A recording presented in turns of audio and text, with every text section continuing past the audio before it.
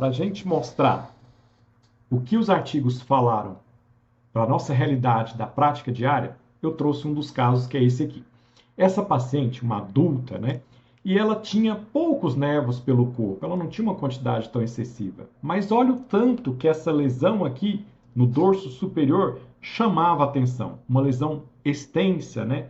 Na macroscopia. Quando a gente aproxima, a lesão tem provavelmente mais de 1 centímetro no maior diâmetro. Cores variadas, né? Então, se a gente olhar a regra do ABCD, com certeza é sim uma lesão extremamente suspeita de um possível melanoma. Uma placa, né, com múltiplas cores, desde o castanho mais enegrecido até o castanho mais claro e áreas também hipopigmentadas na imagem macroscópica.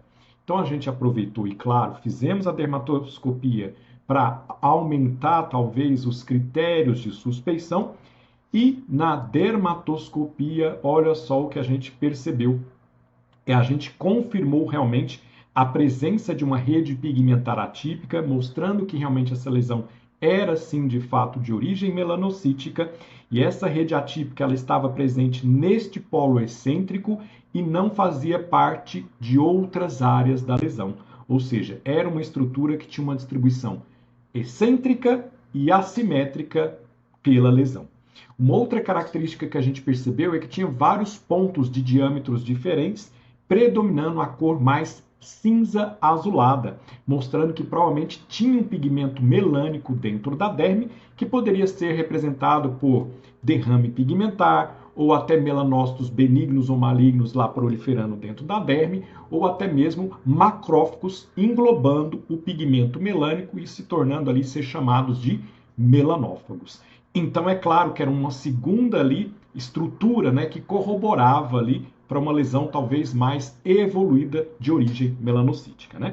E outra coisa que a gente percebeu também foi essas áreas de hipopigmentação e algumas áreas já querendo ser mais brancas do que a área ao redor, ou seja, áreas de provável despigmentação, áreas sem pigmento melânico. Então, uma terceira estrutura corroborando também uma boa especificidade para a gente pensar que, de fato, era um melanoma em desenvolvimento. Nesse caso, já sofrendo o fenômeno da regressão histológica. Então, frente a esses dados, é claro que a gente pediu para tirar essa lesão com uma hipótese muito, mas muito alta para o melanoma. E olha que interessante que foi o resultado das lâminas histológicas. Bom, quando a gente avaliava aqui a lâmina, a gente via que a epiderme estava mais retificada. Isso é frequente quando tem regressão, né? Quando a gente tem uma fibrose da derme. Então, a derme papilar aqui realmente ela tá com esse colágeno mais espesso. E a gente via esse pigmento aqui mais acastanhado, que a gente vai ver mais de perto, que na verdade são melanófagos. Então, são macrófagos cheios de melanina, que a gente nem vê o núcleo da célula. Isso é típico do melanófago, que é o macrófago cheio de melanina. Então, na verdade, a gente não via células melanocíticas nem na epiderme e nem na derme.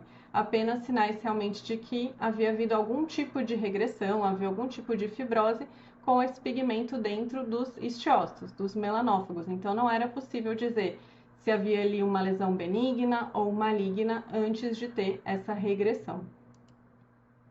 Aqui de novo, vendo o melanófago, né, que é um macrófago cheio de pigmento de melanina, que a gente nem consegue ver o núcleo dele, que ele está aqui perivascular, superficial. E é interessante, então, que a gente não teve o diagnóstico que a gente esperava vendo a clínica e a dermatoscopia. E isso aconteceu por quê?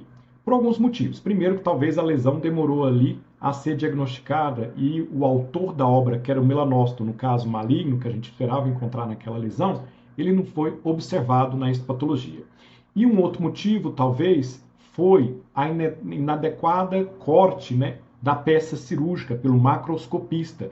Ele não passou por aquela rede pigmentar atípica, provavelmente, e passou principalmente pelo pípere. E o pípere, podendo representar só o melanófago, a gente também não vai ter o autor da obra, que é o melanócito. Então, quanto é importante a marcação adequada, aonde você deseja realmente que o macroscopista corte o sentido dessa peça cirúrgica que você está removendo do paciente. E além disso, tem que lembrar, peças quanto mais maiores forem, né, no diâmetro, maior a chance de cair nesse nesse viés aí de ser uma amostra cortada de maneira inadequada se o macroscopista não tiver nenhuma informação para ele seguir ali um sentido adequado e, consequentemente, ter uma avaliação histopatológica de padrão ouro, de fato, né? Avaliando a peça nas porções onde realmente ela traz o diagnóstico de certeza.